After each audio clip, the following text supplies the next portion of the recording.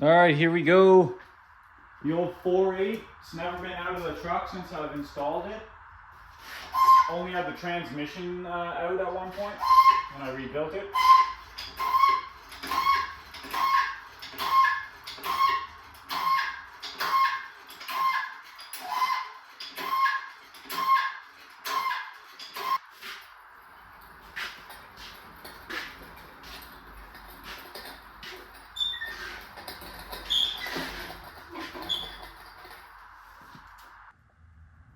Not bad.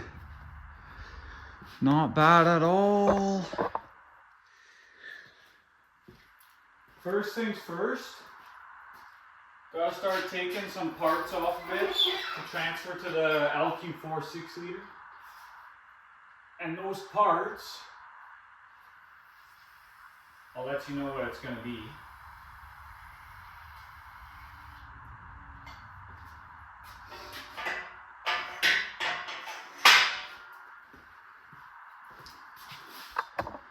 Get a better angle here. So, I'm putting these 706 aluminum heads on the 6-liter. Got my new head bolts, got my full gasket kit over there. Got my new oil pump, got my new timing chain, got everything. What else are we gonna have to transfer?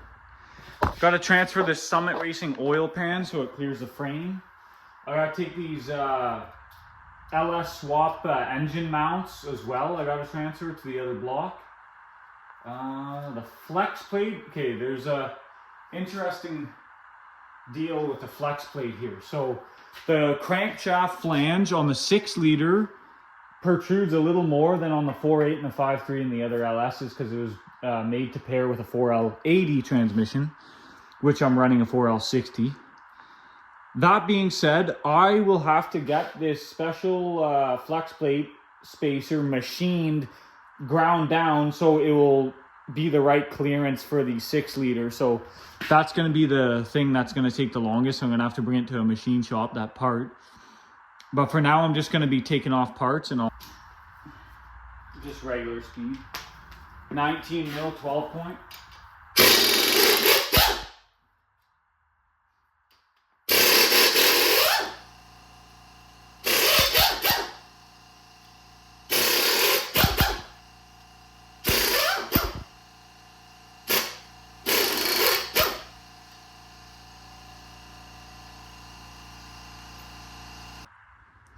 I was actually looking at the crank spacing difference, and what would be funny, it would be funny if the crank spacing difference was the same as the spacer that I had on. And if that's the case, all I have to do is remove the spacer from my flex plate and bolt it right up to the engine. But we're gonna have to do some measurements later on, not in this video, in a later video, to figure that out. 2 10s at the bottom.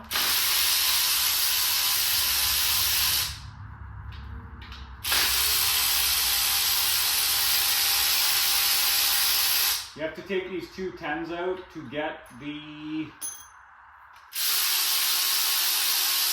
rear cover off the engine.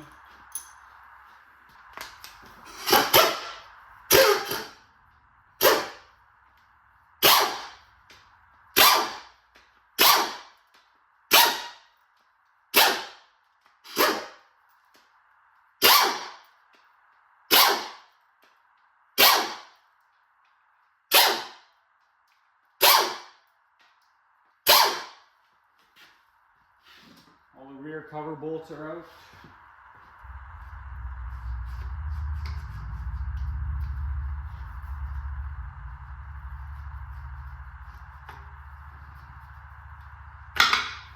There we go. That's out. Gonna have to reuse this rear cover. The one was damaged on the 6-liter. Gonna have to put the new rear main in that and clean it up first.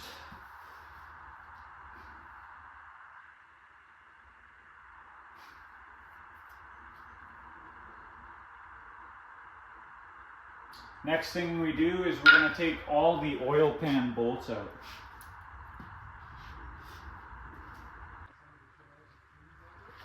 Okay, I ended up having to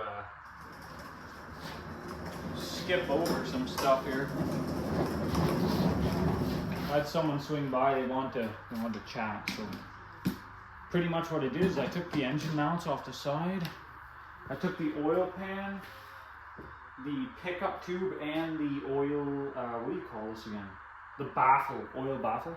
Here's the engine mounts. I put everything nice and organized on the table. Right now, here's the old engine on the ground. That crank pulley came up nice and easy. I'm going to be putting that on the 6-liter because I remember, if you remember the last video, I broke the other one. I'm going to do this. Just for the fun of it, I'm going to take this off and inspect this old engine.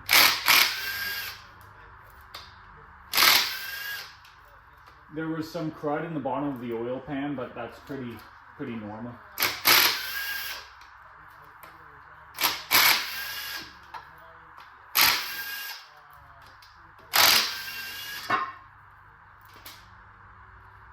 All right.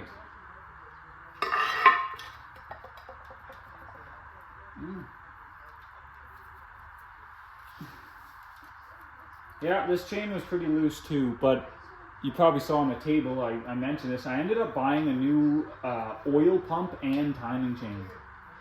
It was kind of like, you know what, while I'm in here, you probably want to put a new timing chain and oil pump in, because I don't really feel like taking the 6-liter apart again once it's built. I'm going to keep these parts for now, just in case I need them as spares. Alright, I'm going to pull the valve covers.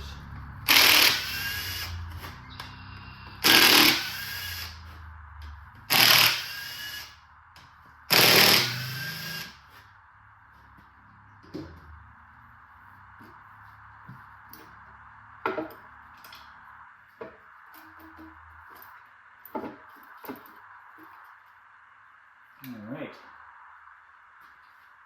The cool thing about this project, I'm kind of taking my time with this build. I have a lot more patience this time around, and I'm able to just inspect and check everything out as I go.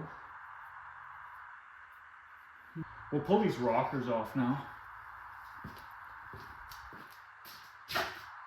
I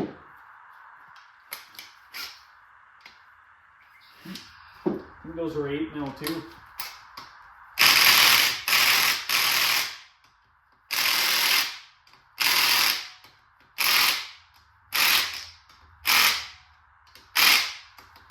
Put those on pretty tight.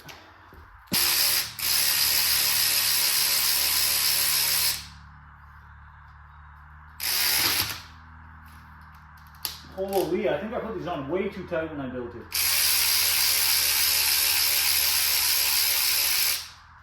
Again, I was young, cut a lot of corners.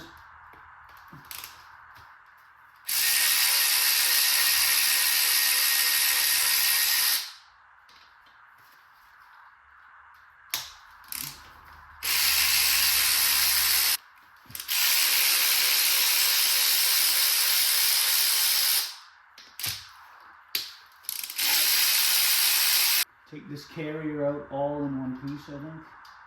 I'll try to do.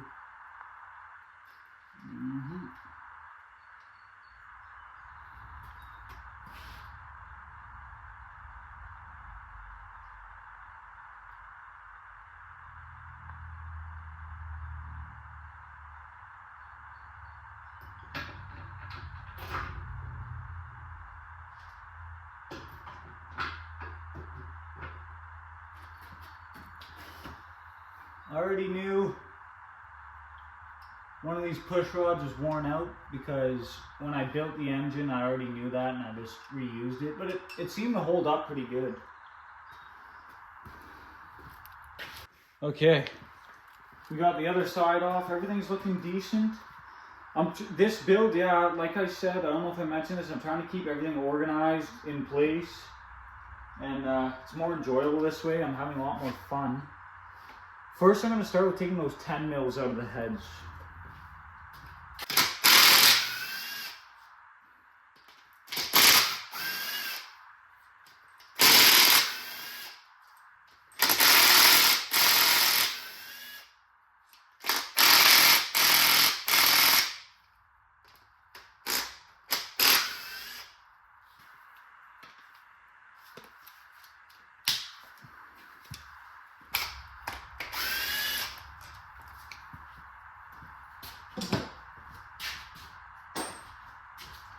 always enjoy doing teardowns.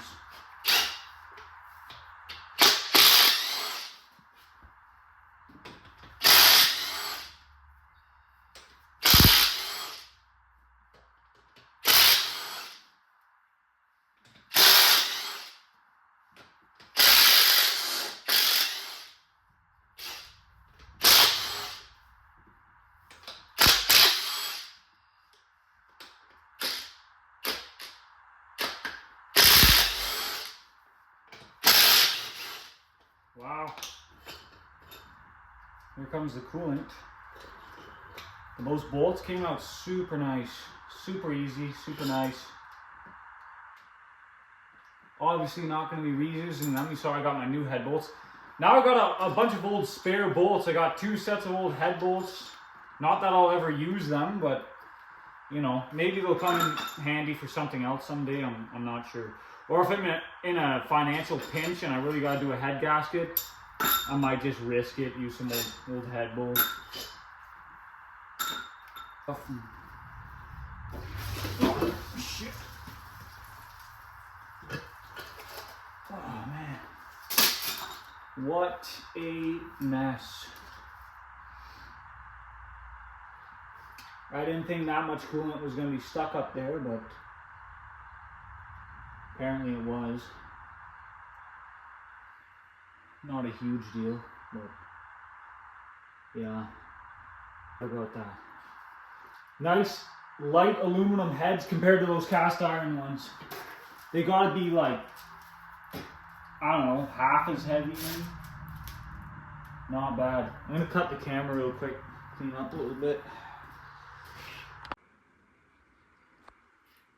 Okay, that's a wrap for today, or today's video.